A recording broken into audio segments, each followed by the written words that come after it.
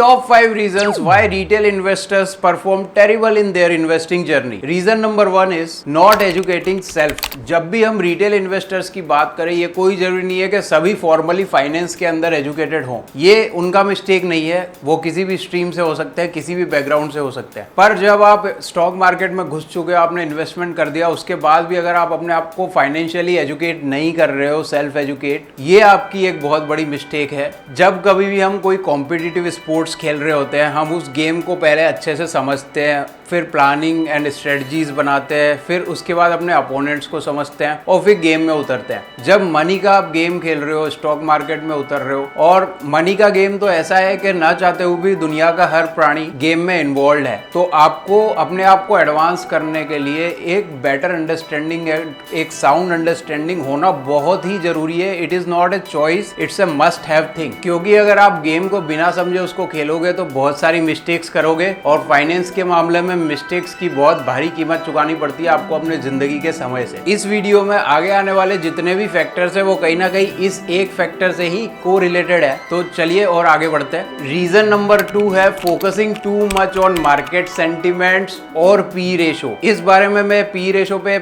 Separate video बना चुका हूं, आप देख सकते हैं कि पी रेशो कैसे करंट मार्केट सेंटिमेंट्स को रिफ्लेक्ट करता है। लेकिन अभी के लिए बस हम ये समझ लेते हैं कि जो लोग भी मार्केट सेंटिमेंट्स के हिसाब से चलेंगे वो मार्केट के फ्लक्चुएशंस में ही झूलते रहेंगे और कभी भी अपने फाइनेंसेस को अपने हिसाब से नहीं चला पाएंगे, क्योंकि उनके फाइनेंसेस को मार्केट का सेंटिमेंट चला रहा है और मार्केट के सेंटिमेंट को दूसरे लोग चला रहे हैं, और वो भी लोग आप ही की तरह है और काफी ज्यादा मीडिया से इन्फ्लुएंस होकर के अपने डिसीजंस लेते हैं। ऐसे केस में अपने फाइनेंसेस को टोटली किस्मत के भरोसे डाल देना कोई समझदारी वाली बात नहीं हो सकती। और मार्केट में क्या है, कभी अच्छी न्यूज आ गई, कभी बुरी न्यूज आ गई, दोनों ही चीजें इंपैक्ट करती रहती है। छोटे मोटे फ्लक्चुएशंस चलते रहते हैं। कौन सा फ्लक्चुएशंस इंपैक्टफुल रहेगा, कौन सा फ्लक्चुएशन छोटा सा फ्लक्चुएशन है, इसको समझने के लिए पूरी की पूरी एक डाउ थ्योरी है, जिसको हम आगे वीडियो में किसी में समझेंगे डिटेल में। अभी के लिए बस इतना समझ लेते हैं, पॉजिटिव और नेगेटिव न्यूज को इतना ज्यादा इंपॉर्टेंस नहीं देना चाहिए, हाथ देखते रहना चाहिए, और कोई न्यूज वाकई में ज्यादा नेगेटिव हो तो उस टाइम पे सचेत रह करके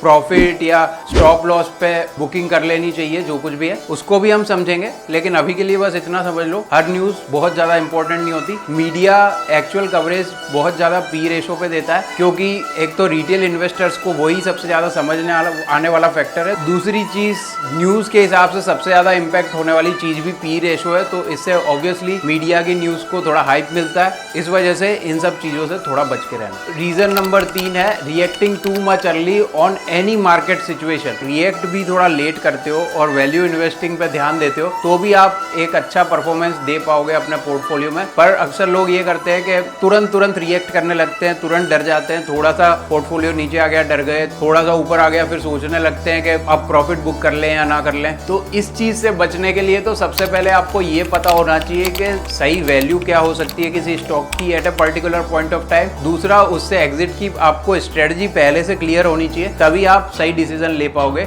मिस्टेक नंबर 4 है you don't classify your money properly. कोई भी रिटेल इन्वेस्टर जब भी मार्केट में इन्वॉल्व होते हैं, स्पेशली बिना एजुकेशन के, तो उनको ज़्यादा फर्क नहीं पड़ता कि वो ट्रेडर बनने वाले या इन्वेस्टर बनने वाले, वो बस घुस जाते हैं मार्केट में, वो कुछ होल्डिंग्स ले लेते हैं जो किसी की रिकमेंडेशन के थ्रू उनके दिमाग में आई होती है, और बस होल्ड कर लेते हैं और फिर देखते रहते हैं कि प्रॉफिट मिल जाए या लॉस तो नहीं हो रहा ज़्यादा, और फिर उस हिसाब से बस करंट मार्केट सिचुएशन को देख करके अपने डिसीजन लेने की कोशिश करते हैं, जो कि टोटली गलत है। आपको एक बेसिक क्लासिफिकेशन तो अपने पोर्टफोलियो में रखना ही है। आपको अगर ट्रेडिंग करना है या इन्वेस्टिंग करना है या दोनों करना है तो अपने मनी को उस हिसाब से डिवाइड कर लो और उसके साथ ज़्यादा छेड़छाड़ी मत करो। अगर आप ट्रेडिंग के लिए सपोज करो 30% मनी अलॉट करते हो अपने प्रोफाइल का, तो उस पे ही बने रहो, उसको कभी भी 35 या 40% करने की कोशिश मत करो, क्योंकि आपको इंस्टेंटली किसी स्टॉक में प्रॉफिट मिल गया है। सेम वेज इन्वेस्टमेंट के मनी को भी ज्यादा मत छेड़ो। आपका जो कुछ भी क्लासिफिकेशन रहे उस पर चलना बहुत जरूरी है, इससे आपको अपनी स्ट्रेटजीज डिसाइड करने में बहुत ज्यादा हेल्प मिलेगी। 5वां और सबसे बड़ा रीजन है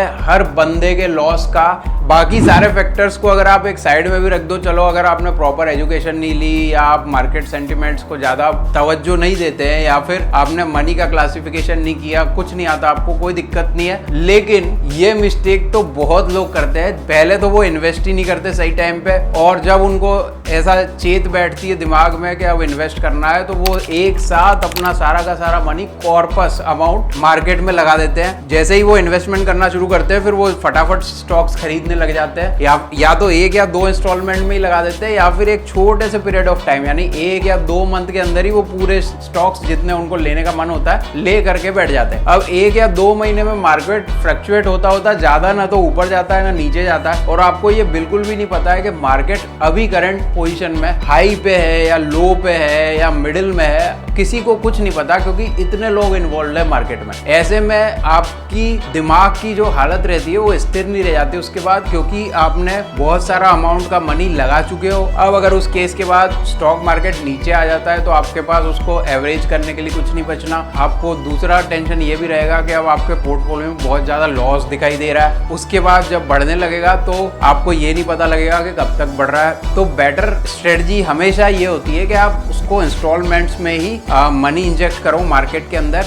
SIPs के थ्रू, सिस्टमेटिक इन्वेस्टमेंट प्लान जिसको बोलते हैं। मैं कोई म्यूचुअल फंड खरीदने या किसी प्लान में इन्वेस्ट करने के लिए नहीं बोल रहा। आप अगर खुद का इंडिविजुअल पोर्टफोलियो भी मैनेज कर रहे हो, खुद के स्टॉक्स खुद खरीद रहे हो, खुद देख रहे हो, उसके अंदर भी थोड़ा थोड़ा कर करके अपना मनी को इंजेक्ट करो। उससे होगा ये कि over the period of time वो स्टॉक फ्लक्चुएट तो करता ही है, डेली का फ्लक्चुएट करता होगा, पर over the period of time उसके जितने भी फ्लक्चुएशंस है वो कैलकुलेशन में आ जाएंगे उस ग्राफ में, और जिस भी पॉइंट पे आपने इन्वेस्ट किया है वहां से आपको एक बढ़िया एवरेजिंग मिलने लग जाएगी उस स्टॉक की। तो आपका प्राइस, आपको बस ये ध्यान रखना है कि नीचे की प्राइस पे उस स्टॉक को ज्यादा लेना है और ऊपर की प्राइस पे हो सके तो अवॉइड कर दो या फिर थोड़ा मोड़ा ले लो। तो ओवरऑल आपको एवरेज और नीचे की बॉटम की प्राइसेस पे ज्यादा लोगे तो आपको एक अच्छी एवरेजिंग प्राइस मिल जाएगी, और मोस्ट ऑफ द टाइम आपका वो स्टॉक पोर्टफोलियो में पॉजिटिव परफॉर्म कर रहा होगा। तो इस वीडियो में हमने टोटल 5 फैक्टर्स डिस्कस किए जिनकी वजह से रिटेल इन्वेस्टर्स बहुत ज्यादा लॉस में रहते हैं अपने ट्रेडिंग